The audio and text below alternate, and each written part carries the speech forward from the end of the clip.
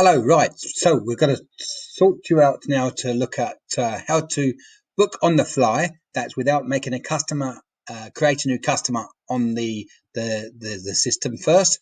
Brand new customer wants a new booking and they're not on the system already. So we go then to, and they're not in the system and they certainly haven't got an email address. So therefore people without an email address can actually book a cab, as it were. So log into my test company here and we can work out then we've got to move into a booking. So we make this system a little bit bigger. See, control minus is smaller, control plus is to get the screen bigger. We then go down to jobs on the left hand side and we make a booking, book. Okay, this is going to be a custom booking. It's going to be from home to town. Okay, and then the vehicle is going to be a saloon, and the vehicle the cost of the job is going to be £20, and there's not an airport job, and it certainly isn't registered. So we've not registered this customer before. We're going to put the telephone number here, 07908 228 476. Okay, I know that's the right number to use on this occasion. Okay, so we're going to stick this, copy and put it into what we consider the telephone number down here as well. Down further, right click, paste. Password, something simple, B-A-R-R-I-E.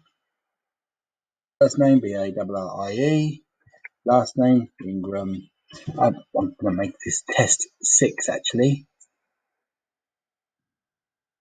So therefore I can see it on there. No email address there. Customer address is normal. Okay. Because we're creating an account with an address. Pick up dates because it's something in the future. So make it last a little while is to create a future date, the 26th of May, and it's going to be 20 past 10.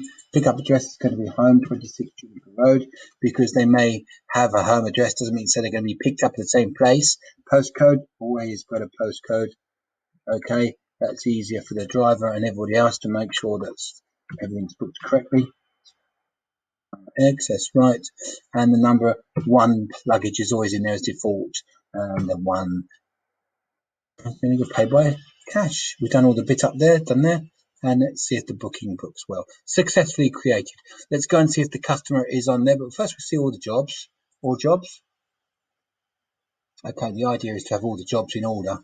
The last one, next one to be booked and used is up the top of the screen. Okay, so April the 1st is the 10th. The next booking, and of course we want to see the last booking made was the one that I made, 147, and that would be that one there. Let's see what that one came out like. That's the guy with a no email address now, and it's test number, see what it's called, test 6. That's me. I've just made that one, so that's good. That works. The customer then list goes here. There's the customer list. We can make the screen go larger, 25 on the one screen, and test 6. And no email address. See, so it works now without an email address, and the customers can be placed on the system on the fly. That's how I do that. Thank you very much for listening. It's Barry Ingram, POB.